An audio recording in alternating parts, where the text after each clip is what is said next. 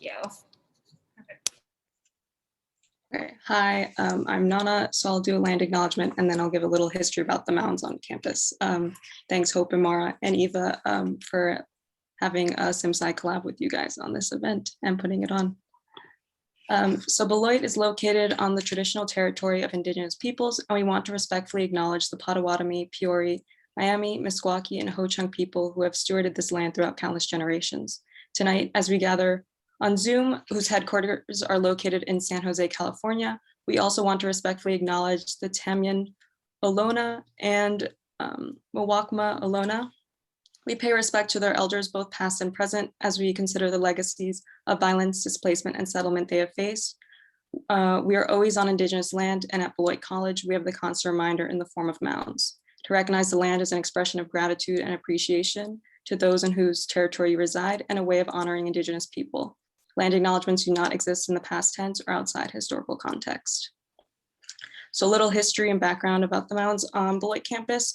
So originally the mound group consisted of 25 mounds. However, 5 were destroyed due to the construction of buildings and sidewalks. The remaining 20 mounds represent one of the best preserved mound groups in South Central Wisconsin, with 80% of the mounds still intact. Of the 20 mounds that remain, 19 are conical, which means circular, and linear, so that's like log shaped. And we have 1 animal effigy mound, which is in the shape of a turtle. These mounds are over 1,500 years old and were likely constructed by the ancestors of the Ho-Chunk and other native tribes. Wisconsin Native American mounds were usually built along bluff tops adjacent to rivers. The Beloit College group illustrates this since the campus is situated on high ground overlooking the confluence of Rock River and Turtle Creek. Early maps of the area indicate that more than 20,000 mounds once existed in Wisconsin. Today, fewer than 3,000 remain as a result of being destroyed by farming and development. A quick little timeline of kind of the mounds and Beloit campus. So in 1800 to 1870, the US government passed federal removal policies that forcibly removed Native Americans off their land. In 1846, that was when Beloit College was established. In 1882, the Beloit effigy mound was rebuilt after being plowed in 1870. From 1934 to 1971, we know that 6 of the 20 mounds were excavated. The mounds contain human remains, stone altars, pottery, and stone tools. These excavations were done by archaeologists and Beloit archaeology classes, and mound number 4 was reconstructed after excavation in 1971. The campus mound excavations ceased in 1970, around the time when the Logan Museum of Anthropology staff, faculty, and students began working closely with Native people in northern Wisconsin. The Logan Museum is currently working on updating their NAGPRO compliance, which is the Native American Graves Protection and Repatriation Act. They've repatriated, they're working on repatriating the human remains and artifacts that they currently house. The Logan Museum currently houses 11 people and funerary objects from the excavated mounds on campus, and currently 12% of their collection have been repatriated and are working to increase this number. In 1987, the Wisconsin burial law was passed, which protects the mounds and other burial sites from being disturbed. In 2006, the Beloit College Mounds Group was cataloged as a burial site by state records, and this protects most of the mounds on campus. In 2016, Bill 620 was protected by the Ho-Chunk Nation, which tried to reduce protections for ancient burial sites. And in 2018, new legislation was signed to strengthen protection of Native American burials in Wisconsin. In 2018, that was also when CMSAI was established, and we kind of work on educating the community, the community about Native American burial mounds on our campus and learning more about Native history and culture. And this kind of builds off the work from past students and the work done by Shannon Fye, who is an archaeology professor at Beloit, and Bill Green, who used to be the director of the Logan Museum, but is now retired.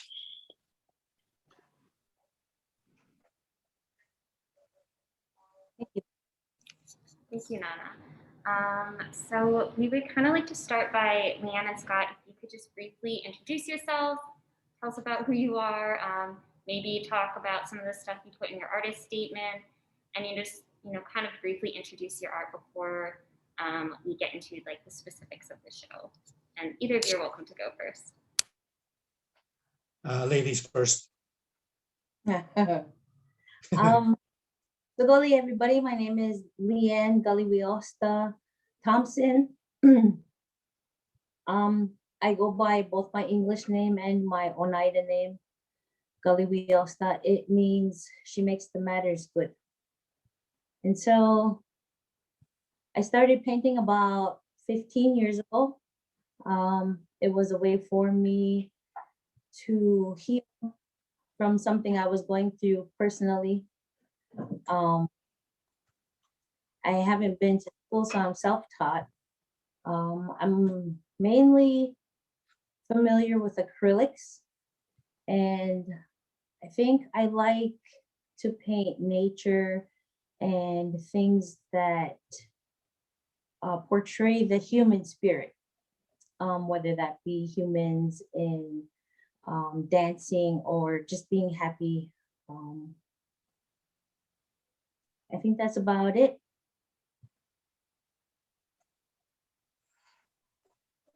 Okay, my turn. Yep. Hi, I'm Scott Hill. My Oneida name is Wakatatlihun. It means he teaches himself.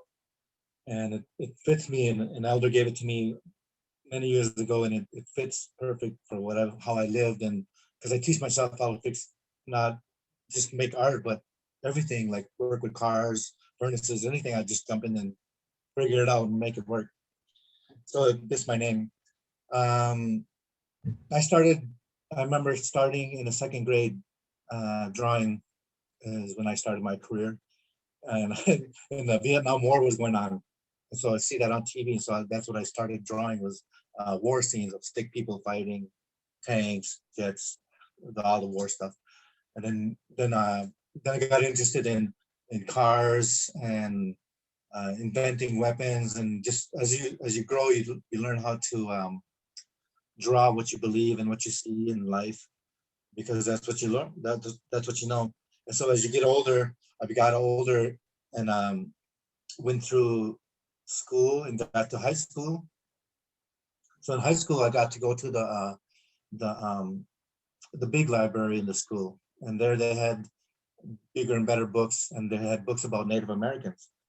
And that's when I started looking at those, and I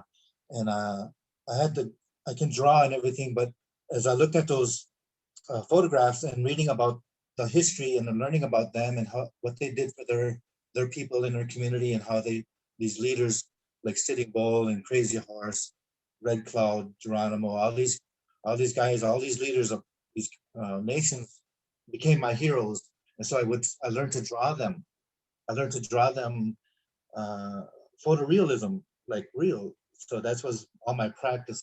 And then when I was in high school, I learned to draw with a pen, because I was teaching myself not to make mistakes, take my time and look at these photographs and draw them. So I went through that stage of learning how to draw and self-taught. So then I went to, right away, I went to school in Santa Fe, New Mexico, called the Institute of American Indian Arts. And ended up living down in New Mexico for 6 years. And just, it was the greatest move I ever did. It's one of the best things I've done is to continue my education and go meet people and live a different place. And so that helped my career too, because I got a lot of friends from all over the country that I made. So we learn about each other's cultures and languages, or dances even. And so we all implicate that in our art. So that's what an artist does, is that we learn and grow and we meet people. It changes all the time. And so, and then I went to I graduated from the Institute of American Indian Arts in Santa Fe, and I went to the UNM and University of New Mexico in Albuquerque. And there again, I took every medium I could: photography, printmaking, portrait making, clay, everything, tried everything, all of them. Stone sculptures, which I still do today. So I learned all that. And so as an artist, I get to learn. I learned to to jump from medium to medium and learn to how to use them, the techniques of using them. They're all different. And so you challenge yourself to be the best at it. And so that's how I learned to do all the different mediums, including metal, making jewelry, everything. From there, I came home after school and wanted to learn about my culture. And so I came home and began to, right away, within a month, I was invited to a sweat lodge, which is a ceremony. It's a healing thing. And so art does that too. It heals. You do so much art and you begin to feel these things that come out of you. And so art heals you. It calms you down. You can draw or write down what's bothering you and release that, let that go. So that's another cool thing about being an artist. We get to keep healing ourselves through our art. And then it affects the buyer or the people that see it. They can see that too, that it's what we feel and it's an emotion that we carry and that we want to project out to the world, I guess, in our artwork. And so we paint about it or do a sculpture about it, or whatever we create. And some people can feel that energy that we put into it because it is an emotion and it is a belief. And so we put that, a lot of artists put that into whatever they're creating. And so that's the other cool thing about it. And so from then on, I went to, I decided, last year, 2020 was my 30th year as being able to live as an artist. So it's 30 years living as an artist now. I started in 1990. And that decision, I knew I had a gift, I knew I had the tools, and I knew I had everything in front of me. And I woke up one day and I decided that I wanted to live as an artist. I had everything in front of me. And it was a very scary decision, but it was one of the best decisions that I had to make for my life. And it was scary, and I had to be dedicated and devoted to what I believed and that I knew that if I go after it, I can get it. And sure enough, opportunities started happening. People started hearing about it. In fact, I never even labeled myself as an artist. I never told people I was an artist. I told them that I do art. I let the community and my friends label me as an artist. And that's when you truly know that you are what you're going to be by other people labeling you that. And so that's what's cool about it. And so, like I said, a lot of healing you go through because when you're creating art, your mind is able to go wherever you want it to go, and so you'll also be able to. It's almost like meditating at the same time as you do this art. You become meditative, and then from that you start dissecting situations in life about issues, or so you become a critical thinker about what's going on in the world, what's going on in your community, what's going on in society. And so you have to go through all that and decide how to handle all the situations. So you do that when you're creating art, because that's all you're doing is sitting there all day or all night creating. And so your mind goes all over the place. And so that's how I got to get to where I am now, where I started to learn to manifest what I want, to learn to do that. So throughout my life, I got to go through our ceremonies and healing ceremonies and sweat lodges and see beautiful things, supernatural things that you don't normally see. And it's all spiritual. And so it's nobody else sees it except me. And so and other people who want that to see that in their lives. And it's a beautiful thing. And I learned from all that. And so that goes into the artwork too.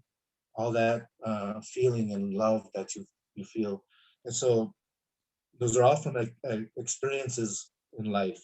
The people you meet, the people that are it's mostly positive, but you meet negative people, but that's part of life. That's positive and negative is always in our lives. So we have to learn. I learned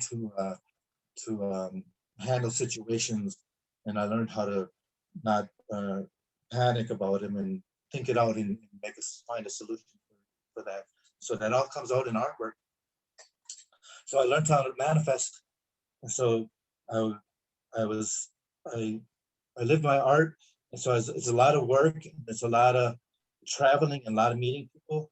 And so that during those times, I began to want to go to a higher level, to the corporate level of selling my art, where I'm making big money and doing monumental pieces for corporations, right? And so I started asking the universe and to how do I get to that point? How do I sell to these corporate level and getting that level of income coming in, instead of doing this constantly, painting and traveling, so it just started happening last year. The manifest came true in 2020.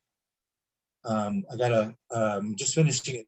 It's the Sky Woman sculpture. It's 8 feet tall, and she's a Sky Woman. She's a pregnant woman, and that was commissioned by the Radisson Corporation in Dallas, Texas. And so they're putting it here in Green Bay at our Radisson. And so that's my first monumental piece and corporate level of connecting. From there, I've been getting murals. I do murals. I've done about 28 murals. And so that's also getting to corporate level too. I did in 2020, I did a mural called Standing Together of the 6 nations in Wisconsin, the Potawatomi, Ho-Chunk, Stockbridge, Oneida, Menominee, the Chippewas, and the Brothertons. So I have a portrait of all them people on the wall on the giant turtle's back, and that's in the courthouse in Milwaukee. That was a commission too, one of my big commissions in the Milwaukee downtown, where thousands or millions of people will be able to see it over the decades. And so those are all coming to light, all that manifestation of level corporate selling. And so the other cool thing just happened last week is I got a commission to do another monumental sculpture for an insurance company in Madison. So this is going to be the biggest payday so far, which is like it's still sinking in. And so this last 2 weeks have been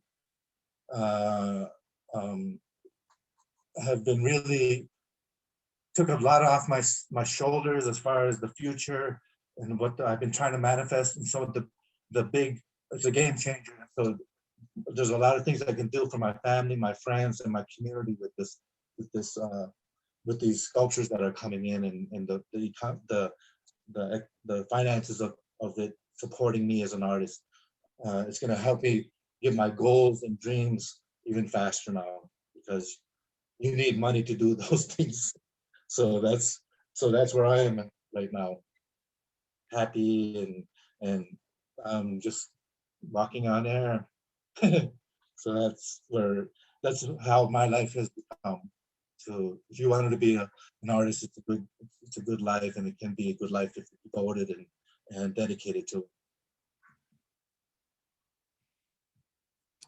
Thank you so much. Congrats, Scott. That's really exciting. And thank you both for sharing that. I know sometimes that can be like kind of a personal question, so I really appreciate you both being very open and honest and like sharing with us. Okay. So we kind of wanted to ask you why you decided on the title Women and Warriors for the show, and kind of what it's significant of. You want me to start? Yeah, sure. Either of you can. Okay. I'm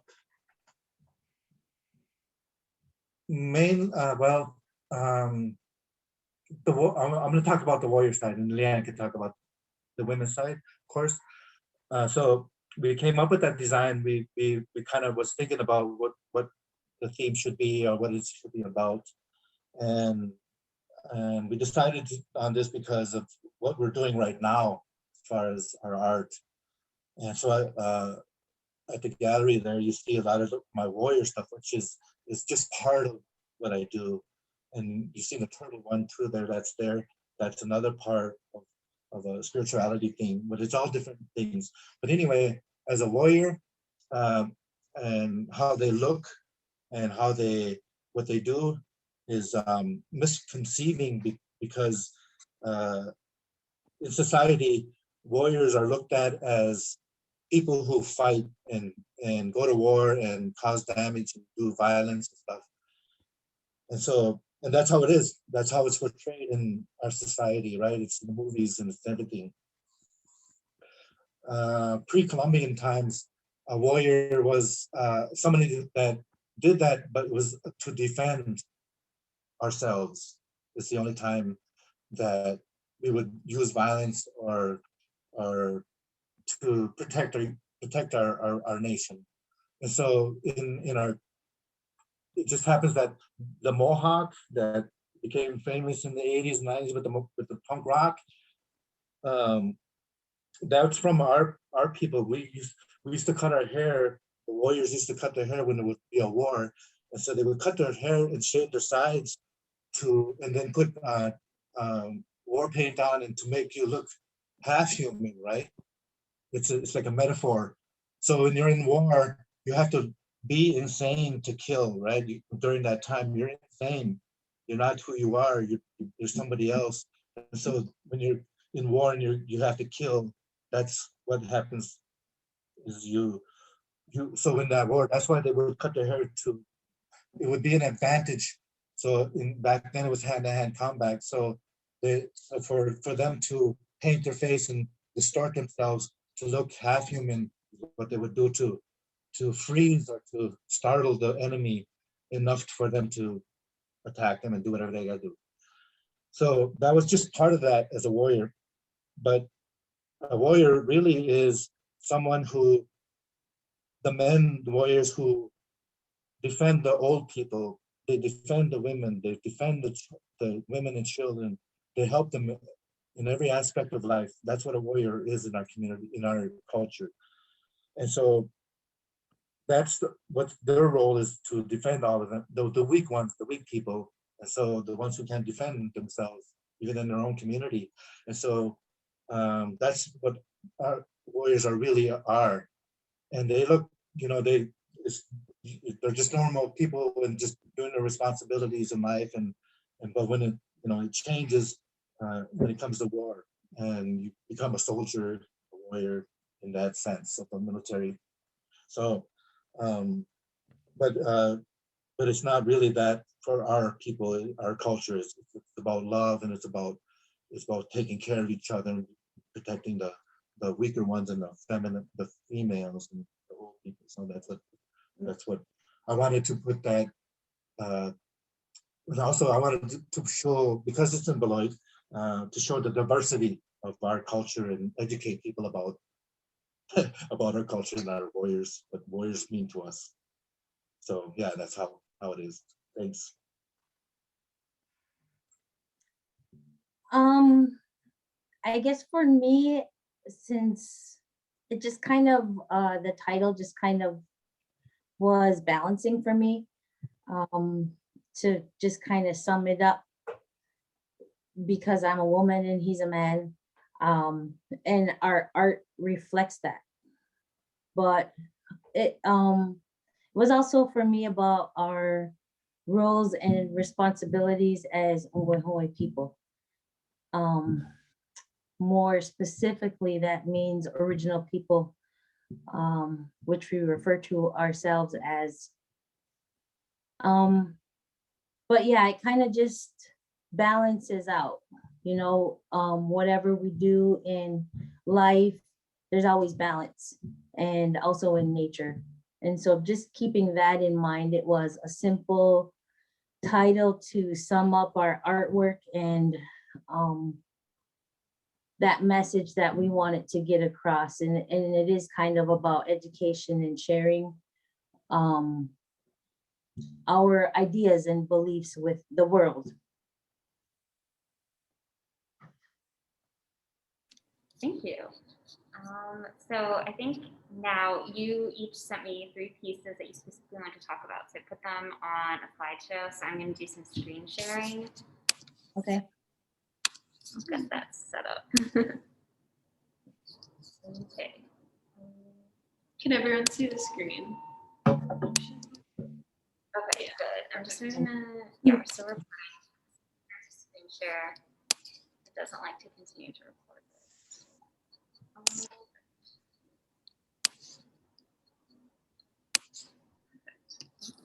Okay. So, title of the show and our artist. I'm actually gonna have you go first, if that's okay. But just to clarify, so this is a picture of you and the Sky Woman statue you made, correct? Yes. Wow. How long did that take you to make? It's a little over a year now. I started it in February. So yeah, it started as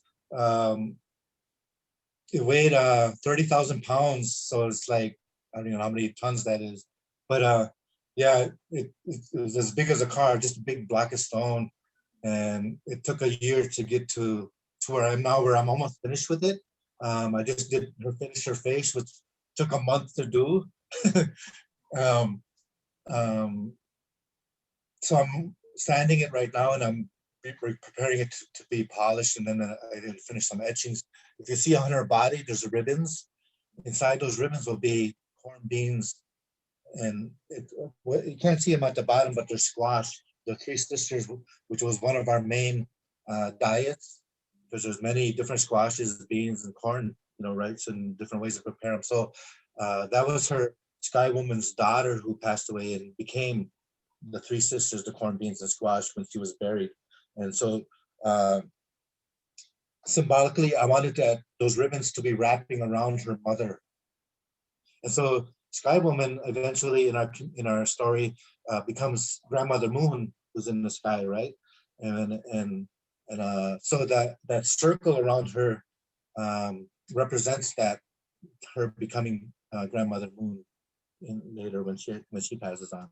So yeah, and she's pregnant in the sculpture because she comes here. She comes to the earth from Sky World pregnant, and begins our way of life, our creation story. Yeah, if you ever get a chance to get to Green Bay and to the Radisson, that's where it will be. Hopefully within a month or 2 months at the most. But if you ever get up here, that's where you'll be able to see her and see. And a lot of people that come to see her think she could be finished already, but there's so much to do, and it'll be a big change when she's finished, because there'll be different tones, and because I'll be polishing it, and she'll be different tones. The ribbons will be darker, her dress will be lighter, her hair will be a different texture, and yeah. But people that come there, they can feel, especially women, they feel this energy when they come, and it is emotional when you come to see her. So it is, and I could feel it the whole time I've been working on her. There's a relationship, because that stone is from the earth, right? And so it's been there for millions of years. And here I come along and carve Sky Woman out of it. So everything we believe that's from the earth has a spirit, whether it's a blade of grass, to trees, to rocks, everything that's on earth has a spirit. So we have to respect that. And so that spirit and that relationship with this stone, really, I could really feel it. And so I think the people will feel it when they come to see her. But I invite everybody to come see her, to see it and to feel her presence. Pretty much, it's pretty cool. Thank you. Do you mind just briefly talking about the process of like kind of helping her, how that works? Talk about the process? Yeah. Yeah. Well, so it comes as a big stone, right? And so what I ended up doing was making a lot of cuts to get her shape. What I ended up doing was going to a print shop and having the drawing of her printed out with the size I wanted her.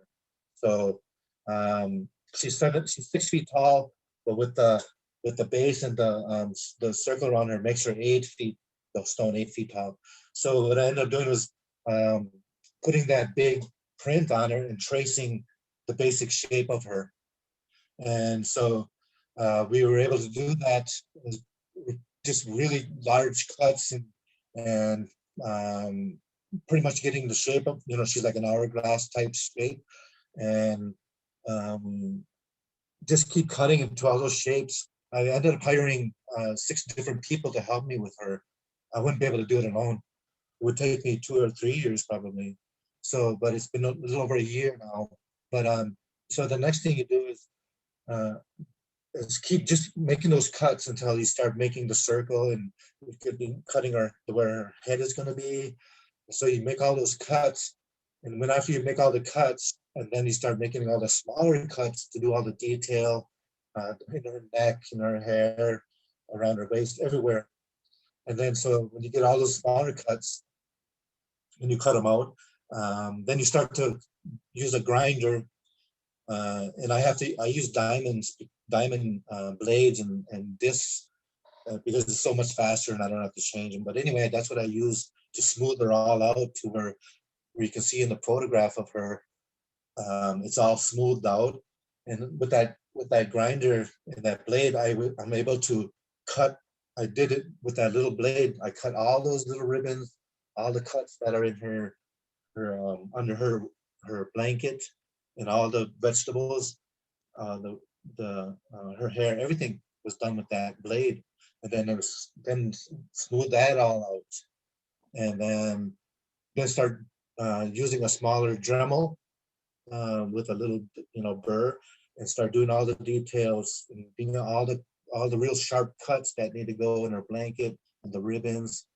And so, and then you got to do it by hand with a file, and it's a lot of work, and it's a lot of time, and physically a lot of work. And so that all takes time. And then some days you got to wait for your body to heal or to rejuvenate, and then go back to work. And so what was cool about it is, like I said, you become this relationship with the stone. And actually it got to the point where she was telling me when I went to work on it and when not to work on it. It's hard to believe how that is, but that's how it ended up being. And it was done through the weather, like with rain or cold or snowstorms or whatever. And it was just perfect. It turned out to be perfect times to take breaks from it. And so when the freeze came, last month, it was freezing for like 3 weeks. I didn't work on her for 3 weeks, or then I got into my painting. And then so before the freezing came, I started her face, and I got her eyes and nose and mouth out. And I was really frustrated with her because it wasn't always lining up. And I was frustrated. So that freezing came, and I got to take almost like a 5 or 6 week break from her. And I recently went back to her like a month ago or so, whatever it was. And when I got there, I fixed her face like it was just nothing wrong with it. I was able to carve her face and her eyes, and the more I did it, her face just began to glow, and her hair, and I cut her hair more, and oh my God, it just became even more inspirational for. I needed that break. I needed that rejuvenation. So it was all like new again, and I was all excited to finish her. And so that's where I'm at now. So I hope to be done with her in like 2 weeks at the most. A week, I want her done.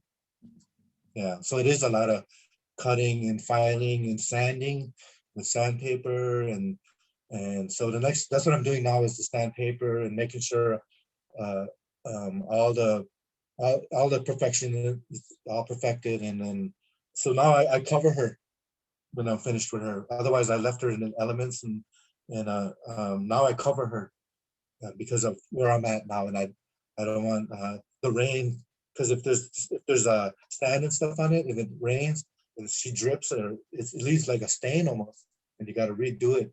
So that's why I cover her now. Yeah, but she's really close to being finished. This is absolutely beautiful. That is like so amazing.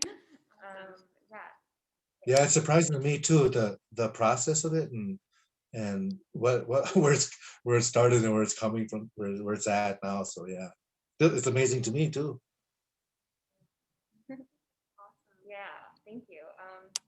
So next, I know you wanted to only talk about one of these, which is totally fine. Just go ahead and do that. But I did want to show both of them because I feel like they obviously go so well together.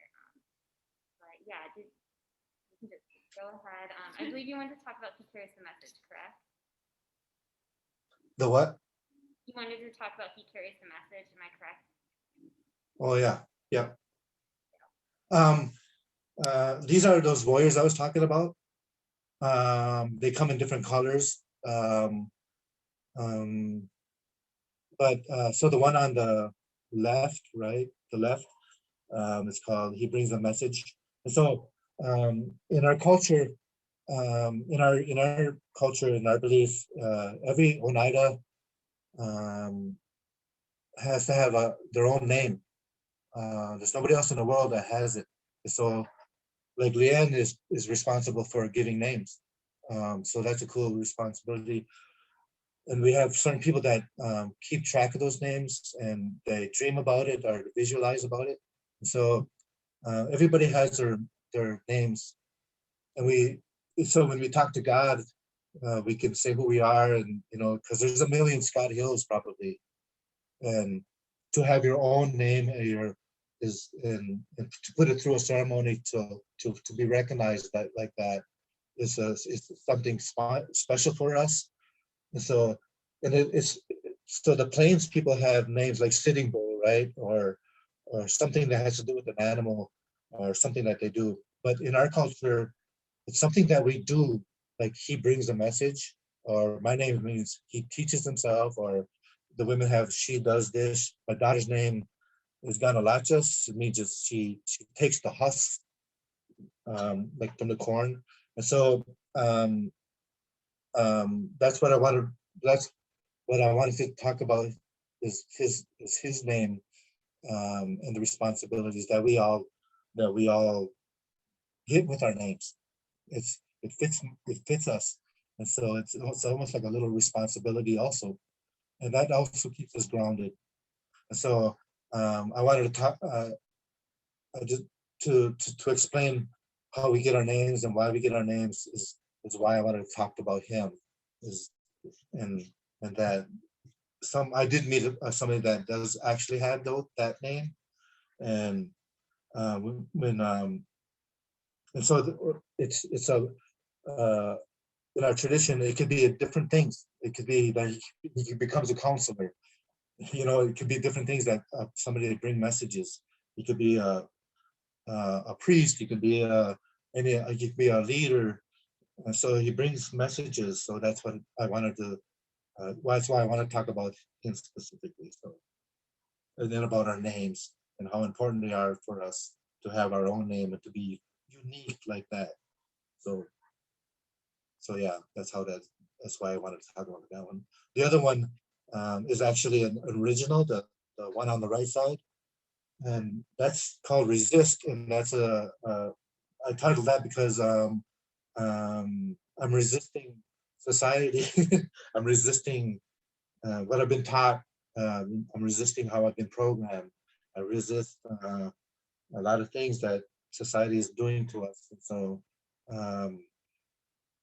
so that's why I did that, and that's why it's called Resist. And so it's I gave it to my grandson, actually. That's his painting, and I'm teaching him, the things that I know about our culture, so he could carry on what we know and hopefully be strong with our language. So yeah. Yeah, these are the warriors that I talk about, but they do come in different colors. Sometimes they're black and white, or gray with yellow in it. Some are just red and black, but they just come out as I feel them. They're all just people that just to me they're people that I've known before in past lives, or they're my ancestors. Those are the ones that showing me themselves. So that's the reason I do those.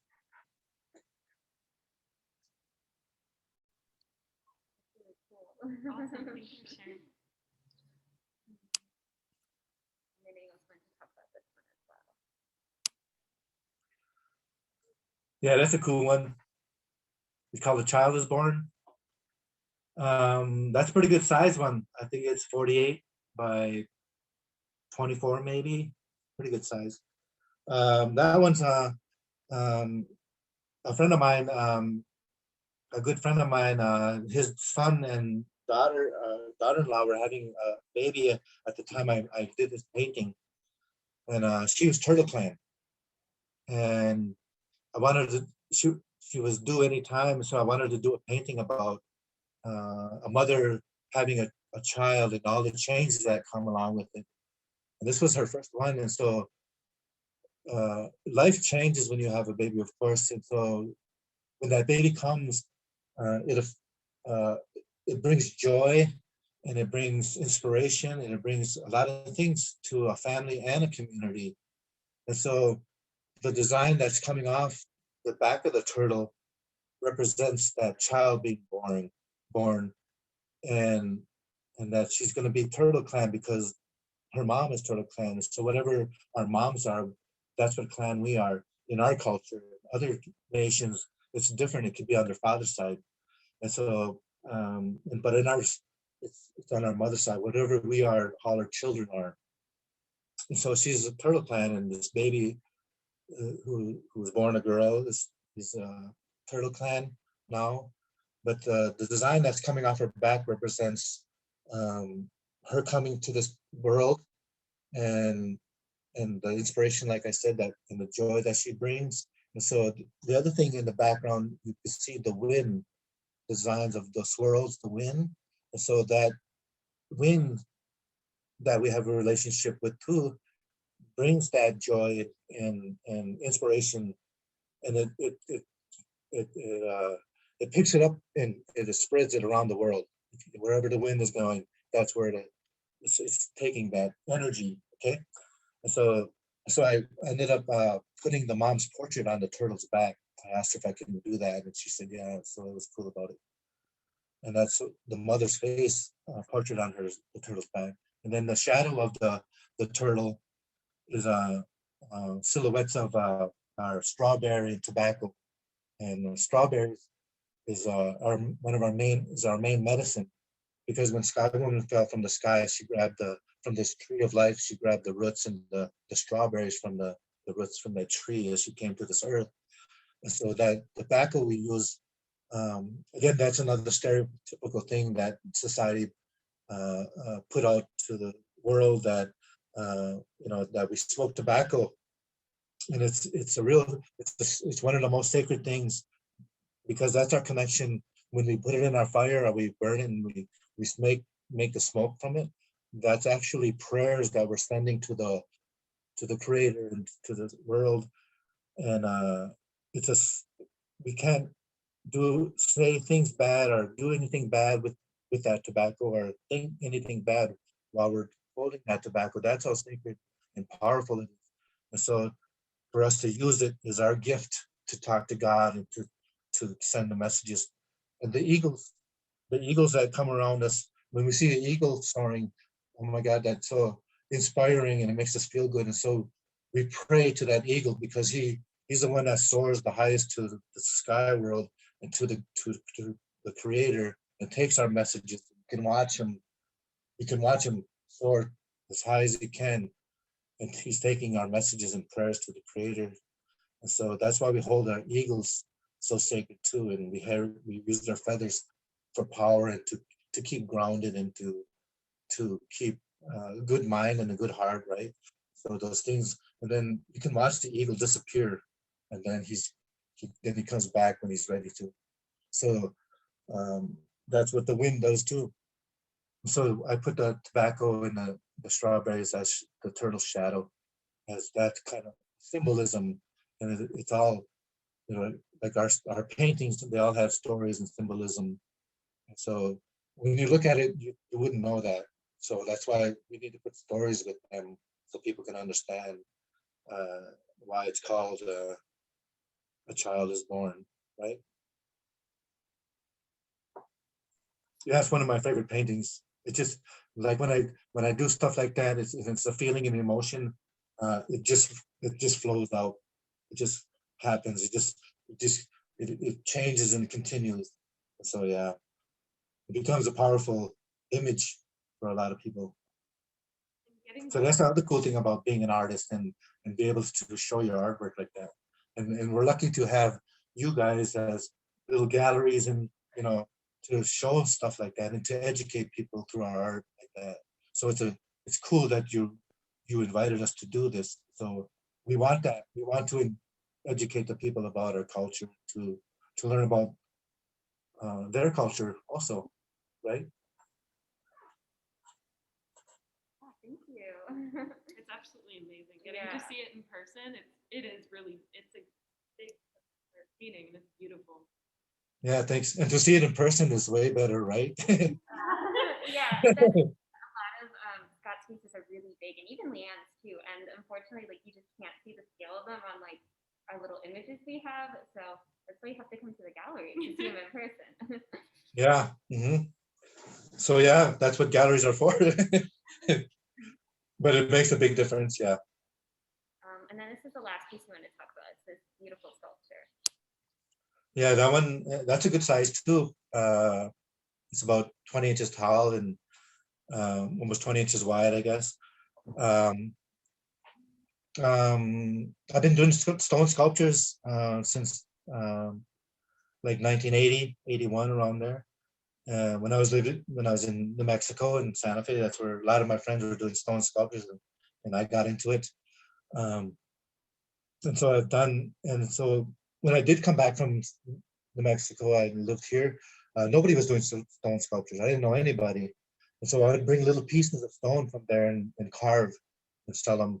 And then I would travel back and forth back to New Mexico. And then I started bringing more and more and started getting to do more and more stone sculptures.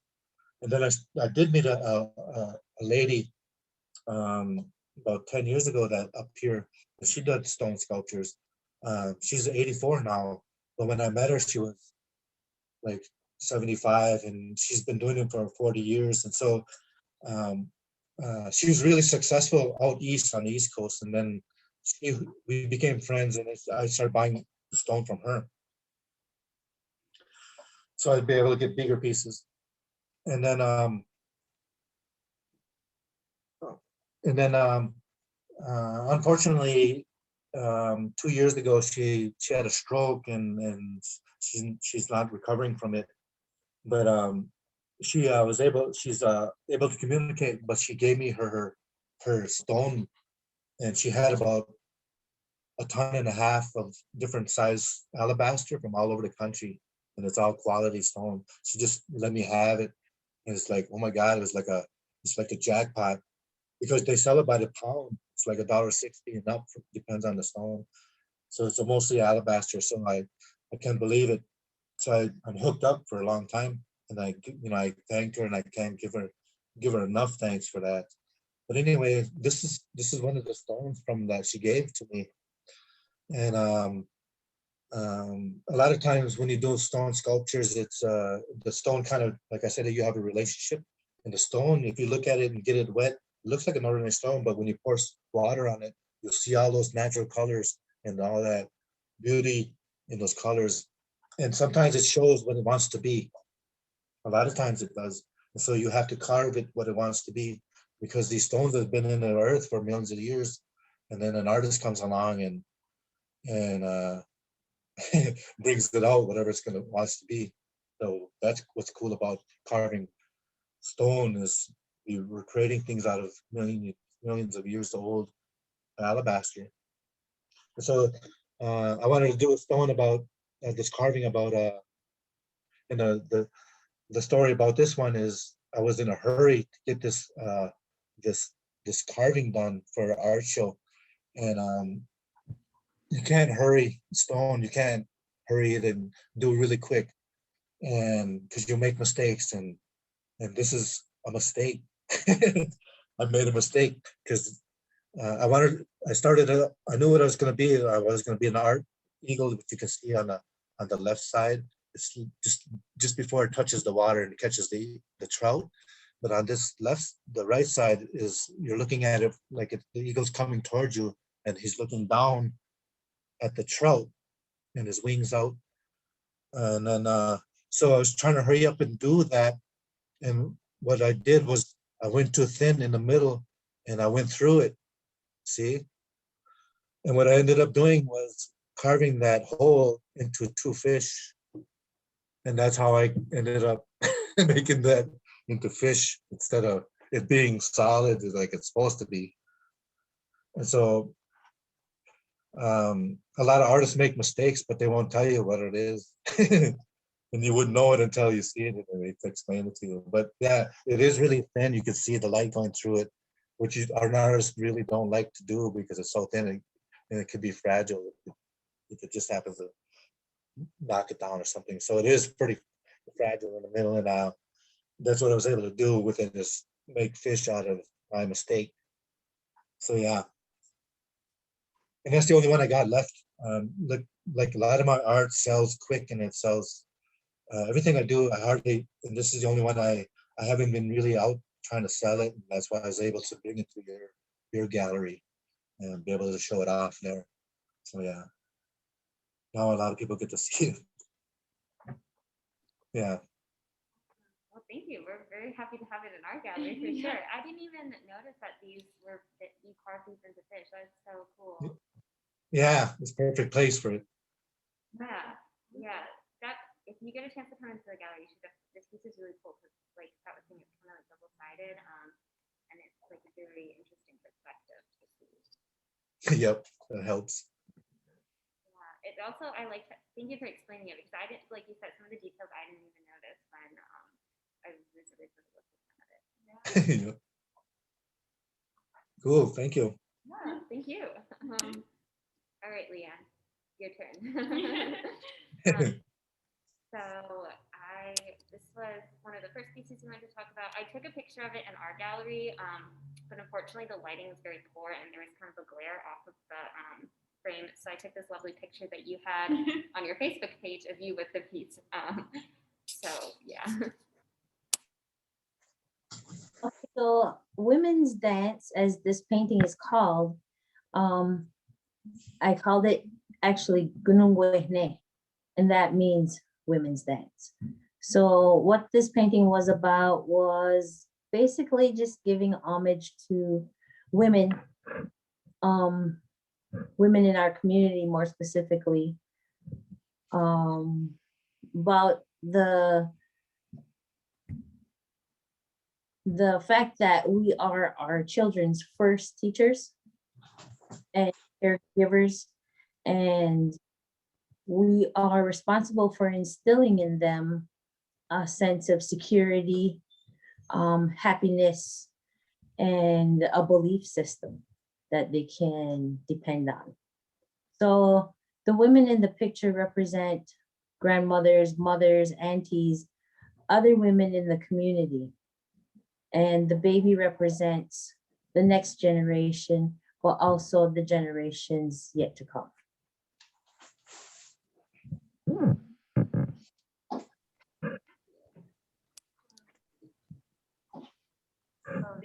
Yeah, the detail. Yeah, the attention to detail on these, we were all like, when we were putting them up, we were all looking at them so intently and like commenting on them. Unfortunately, this picture does not do them justice. There is so much attention to detail to these.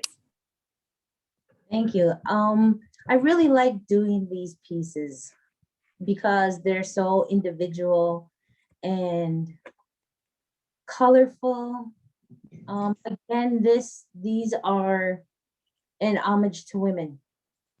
They are a piece, just a piece of a woman's article of clothing, and they represent what you like, the surface or first, what do they call it? First impressions, I guess. And so it's really about the strength and the beauty that women have just naturally.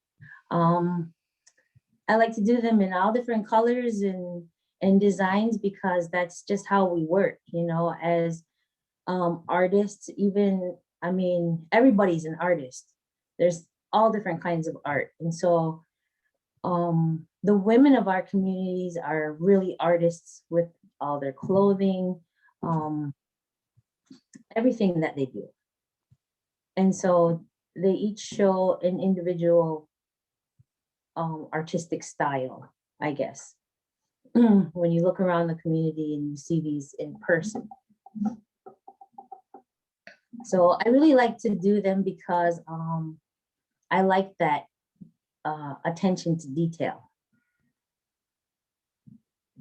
It's just always something that's drawn me in. And so I like to recreate that, and so that people want to take a closer look. I had written a little description about these pieces, and in that description, I also kind of relayed a little bit of my own feelings towards the materials that these articles would have actually been made out of.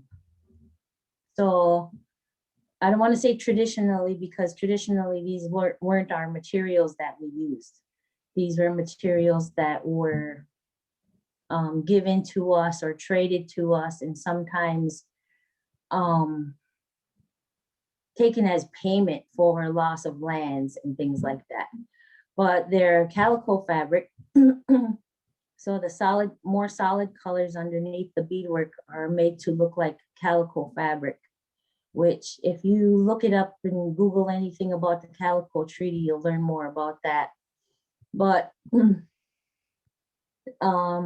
there's kind of a little bit of bitterness with that because of the cost that those items came to us. You know, was at the cost of the loss of our lands, our food, our everything, our world, basically. And so, although those things are made to be beautiful, there is that little bit of hurt, I guess, and sadness underneath it.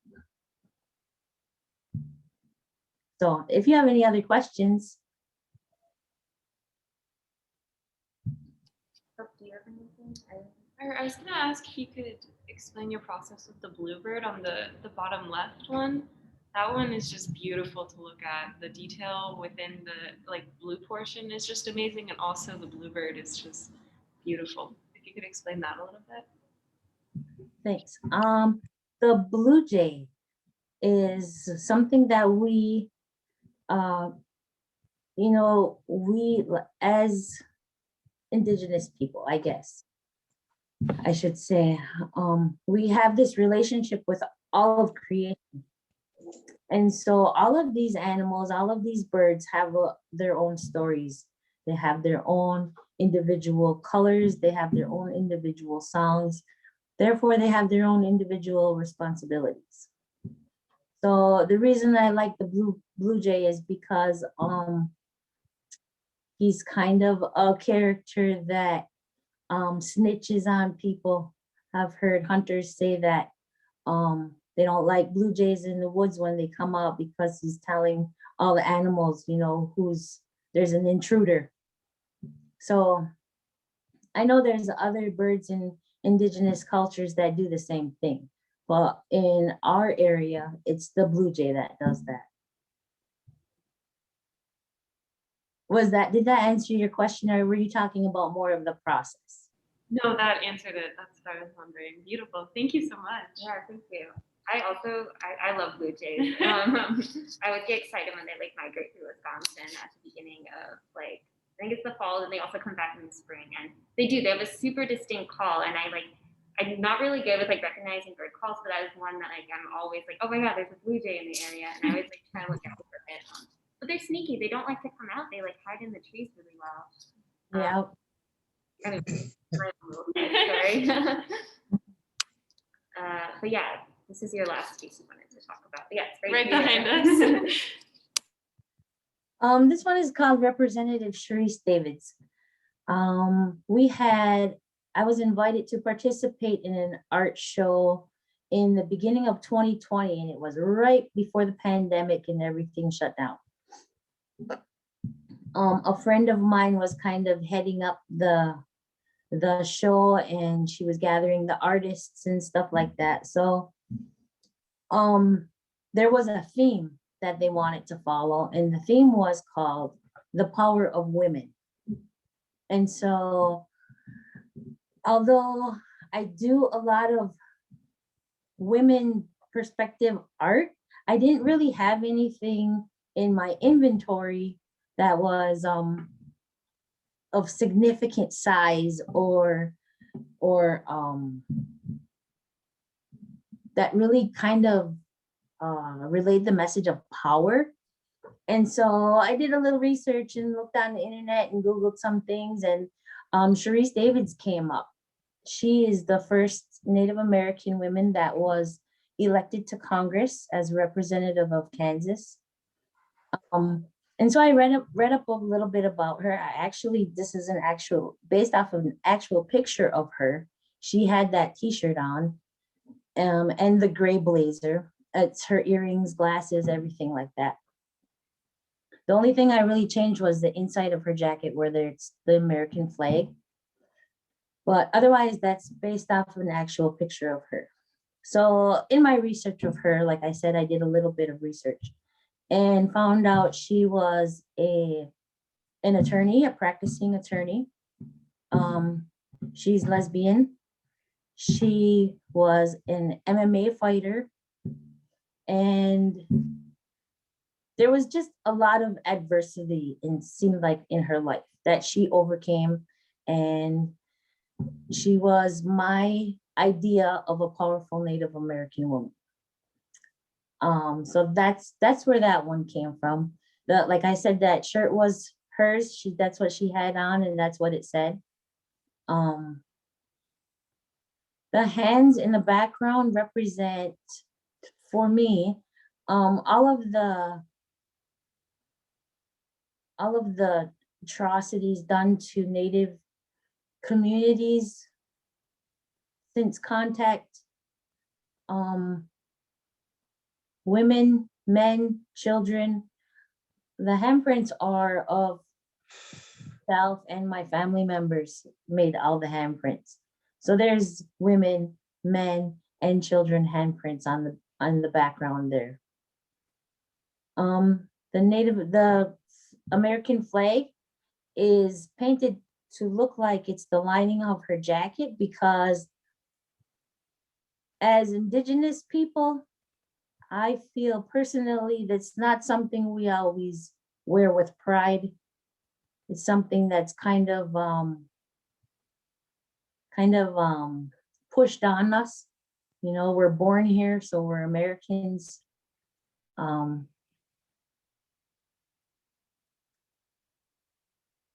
And so I guess, you know, with people who are in, you know, there is a lot of pride, you know, among Indigenous people to be Americans as well.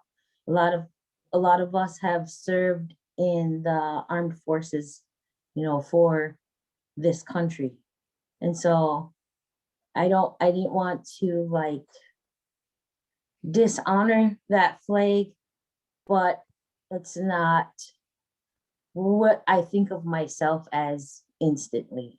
That's kind of the last thing that identifies me, is an American.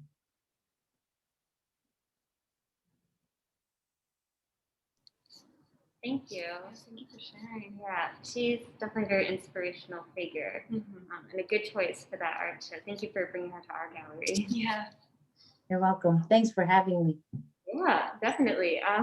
So in a second, we will be opening up a time for audience members and attendees to ask you both some questions. But real quick, while I'm like on my little PowerPoint, I do just want to briefly talk about that we are fundraising money for the Indigenous Environmental Network. I included their mission statement on here that I can read out to us real quick.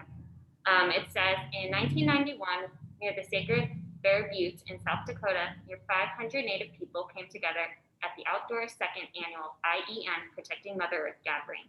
At this gathering, this unifying principle and the Environmental Code of Ethics were written. IEN is an alliance of Indigenous peoples whose shared mission is to protect the sacredness of Mother Earth from contamination and exploitation by respecting and adhering to Indigenous knowledge and natural law. So LeAnne suggested this organization as someone we fundraise for, and I'm really excited. I'm an environmental studies major, so I'm like obviously really into this. It's actually very coincidentally very fitting to an event at CMSAI, and Nana just finished, I think about a month ago. It was focusing on environmental activism and Indigenous rights. So I think I'm happy that we're also kind of continuing with that theme. So yeah, I can, once I'm done screen sharing, I can also put a link to this organization chat if anyone's interested in just reading up about it a little bit more. I know right now they're doing a lot of work pipelines and stuff like that.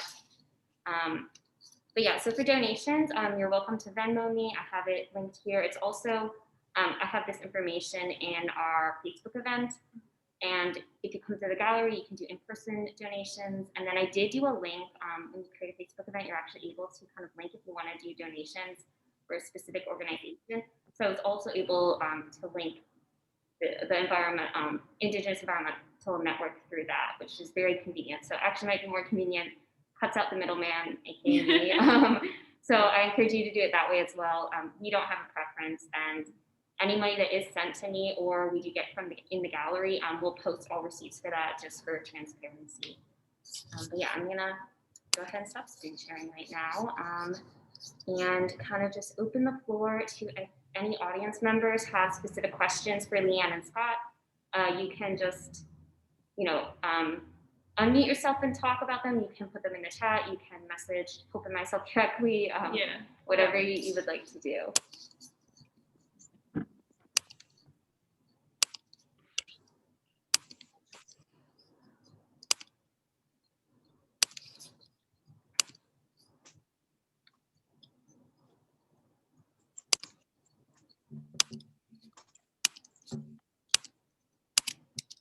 Here's the link for the Indigenous Environmental Network.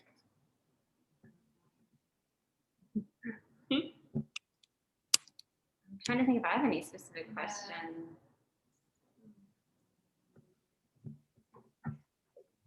I know, I think you guys did a really good job of like answering any potential questions. Especially in your I guess just out of curiosity, are there any pieces you both are currently working on at the moment? For me, no. Just finishing my sculpture, the Sky Woman sculpture is the one is the main one I want to get done, and I do have a lot of commissions that I need to be working on too, but that all comes into play eventually. One thing I want to talk about is one question that I'm always asked is how do I come up with my ideas? How do they come to you or whatever? So I'll explain that way. I can explain how we come up with our ideas, or how I come up with my ideas, which I kind of did in the beginning anyway. But so to me, how I get my ideas is through a lot of times they come when I'm driving, or when I gotta wait for something, like I gotta sit and wait, like for a doctor or whatever it is, whatever he has to sit down and wait. So, and then when I'm drawing too, a lot of it comes out too at that time. But like A Child is Born painting, that was because of time of what you believe in. And at the time, like I said, she was pregnant and she was due any time, and I knew she was turtle clan. And so at that moment, things begin to, you start to visualize. It starts out simple, but the more you think about it as the days go on, and you start to feel the emotion about it,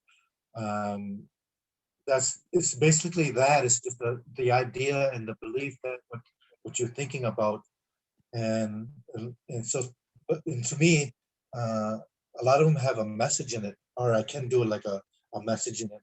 Like it could be political, it could be environmental, it could be just the rights of humans, or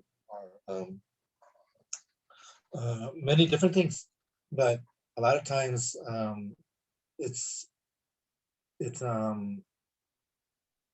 like when I get a commission, like somebody else's dream or vision or idea of what they want, it's best for me to meet them in person, and we have a conversation in person because there's an energy there. And so when people tell me their story or their dream, I automatically can see it like that, like right away. It's in my mind. And if it's basic, if it's a basic thing, and what I end up doing was when I do somebody else's design or idea, I'll give them 2 or 3 designs, but the idea that first pops into my mind is always the right one. I just do those other ones as an option. And so, like like I a lot of like I got to the real cool, another cool thing that just happened the last like 4 or 5 years ago is I got to design a trophy for the LPGA, the Women's Golfing Association, which we hosted for 3 years up here, and I won the design. So they made the trophy, and I was able to be there and meet the players who won and took it to their countries.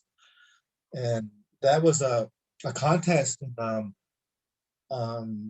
that when they said that, they didn't give me a theme or anything, but I thought because it's a women's golfing thing and it's about women, I thought right away it was Sky Woman. You know, I did a portrait. It was a portrait of her with 3 clans around her, Turtle Bear and Wolf, and our other symbol of our belt, our wampum belt is called.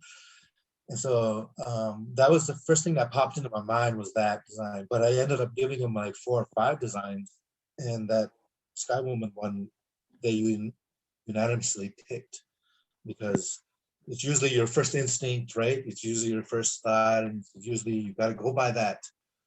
But I always give people options, and that's the way the art business is. So it's usually the ideas come when I'm waiting, when I have to not use my mind or I'm not thinking about other things. It's when they surface. And so when I'm driving, they begin to surface too, because you start thinking about something and you have to write it down and write a real fast sketch of it or write it real quickly. And otherwise they're gone like that and you don't remember them. So I've learned to carry a sketchbook or a small something to write down, a little pad to write your ideas down, because they come so fast sometimes and you got to write them down and you think you're going to remember, but you don't. That's how it is for me. So yeah, I have to keep writing them down, and that's how it works for me, is how I get my ideas. It's a lot of what I believe in and what I feel and what I love. And so yeah, it's a lot of that. And I think a lot of artists are all different in what they draw and paint and what they believe and what they want to put out there. And but a lot of it is it's inspiring for people to see and to educate. So that's the cool thing about being an artist. We're educating other people from around the world. So yeah, like I said, as far as I know, I got 14 original pieces of art in 14 countries around the world. So that's cool. And I want to, one of my goals is to have see if I can put a piece of art in every country in the world. So that's like a big goal, something that to drive, to think about too, as I keep going with my art and my art career. So yeah, and it's possible, right? Now with social media, things are easier to get you to your goals and your dreams. So all that social media helps a lot. So that's one of my other ideas that just pops in your head. So yeah, that's how I come up with my ideas and how my creation starts. Thank you. What about you, LeAnne? Yeah.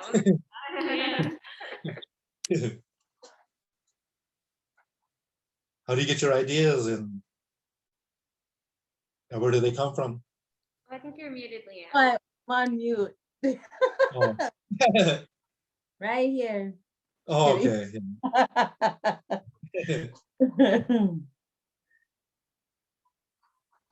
But yeah, well, how do you get your ideas and where did it come from and when? It's not your turn to ask questions. It's supposed to be for the people. And people. Yeah, does anyone else on the Zoom call have any other questions? I have a question. Are there, for both artists, is there any like materials that you guys would like to work with in the future or explore? I'll go first. I really would like to do some kind of sculpture with my hands, probably clay or something. I really have been wanting to try that hand-built stuff for a long time. Just the connection with the material and the feel of it and the way you're able to manipulate it just really draws me in. So that's something I really want to do, that and stone sculpture. I'm kind of interested in doing oil paintings too, but I'm not sure if I'm going to be 100% vested in that. But I also like watercolor. Watercolor is really fun. That's about it for now. Until I can explore those things a whole lot more, I don't think I'll go too much further than that. For me, oil painting is something I've never done. I've never tried it, but I want to. And I've talked to oil painters, and some of them hate it, and some of them love it. And so I'm wondering which one I want to choose. But that's one of the. I've been watching a lot of Bob Ross lately, and oh my God, he's so funny. He makes me laugh. Can't believe how funny he is. But I've been actually really watching how he does his techniques and what he says on how to do, and that's how I learn. But I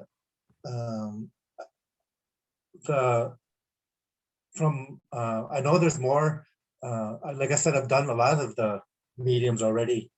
A lot of two-dimensional, which is pastel, pen and ink, acrylics and all that.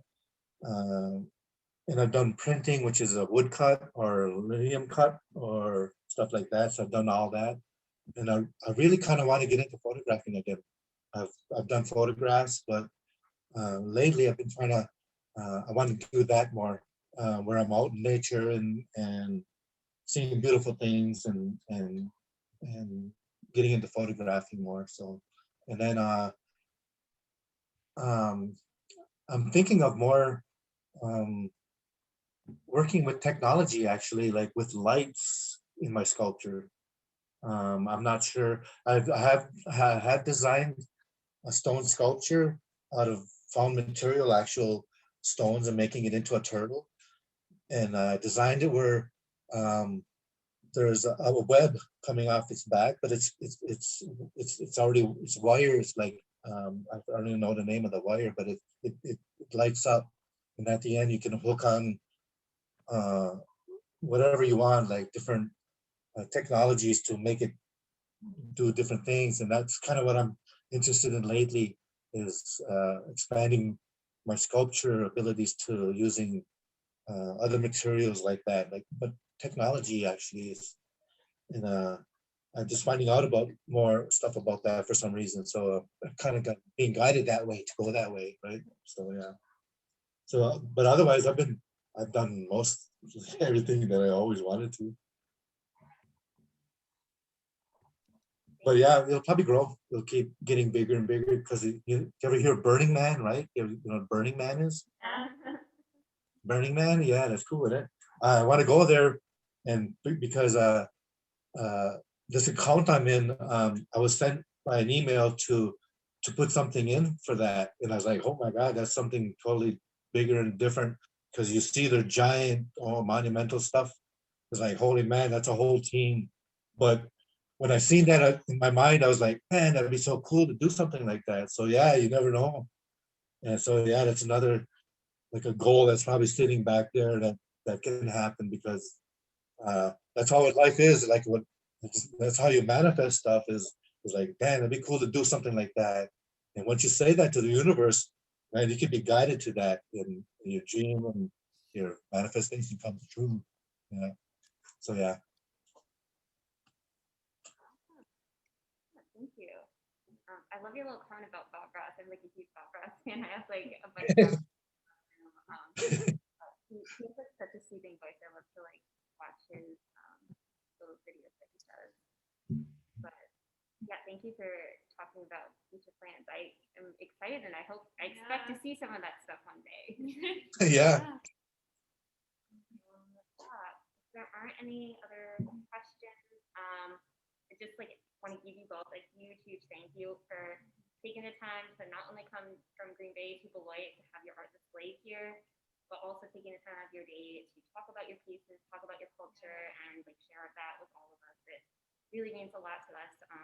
I don't think we've had like community like member shows in a while, allow them our student artists, which is really lovely, but it's really exciting for us to kind of, you know, do something a little different and also collab with CMSAI. So really, Yeah. so much. Cool.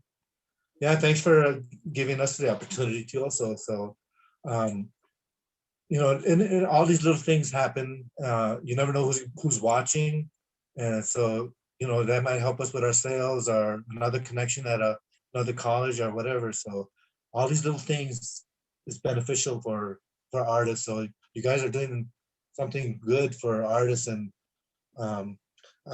just one suggestion is maybe have the show for a month long instead. Yeah, so more people can come there, physically see the art, you know. So, but I know with the pandemic and everything, that's so in the future, you know, something to think about.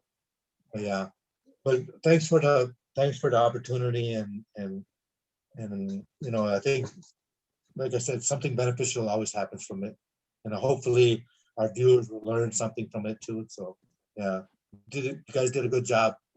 Thank you. Thank you. But because it is such a limited show, we really encourage you to come into the gallery and see it. So kind of Eva said at the beginning, we are open tomorrow. Eva, do you know what time we're going to be opening at? Sorry.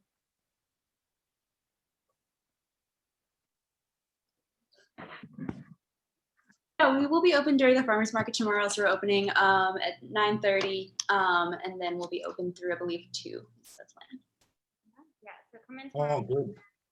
Yeah, we're also figuring Cool. out hours for next week. So we'll have those soon and we'll post those to social media and stuff so people can come in. If you do want to come during those open hours, you're just welcome to come into the gallery. But if you want to come in at additional times, we do ask that you email us just so we can make sure like one of the gallery assistants is here. So I can just put our email real quick in the chat. So you can reach out to us, schedule a time to see it. But yeah, thank you guys. Thank you, Nana. Yeah, thank you all for coming. And lastly, I'd really like to thank Mara for piecing this all together. The fact that she could just reach out, and she contacted LeAnne and Scott, and she's really been the glue that's like held this show together. Oh my so God. I'd really like to thank her for Well, putting it all thank you. together. It's amazing work. Yeah. Awesome. Yeah, good. Thank you, Good job. Maura. Yeah, thanks again for having us, and we hope you guys get a lot of visitors. Oh, Yeah, me too. fingers crossed. Thanks. Bye. Bye, guys. Okay, see yous.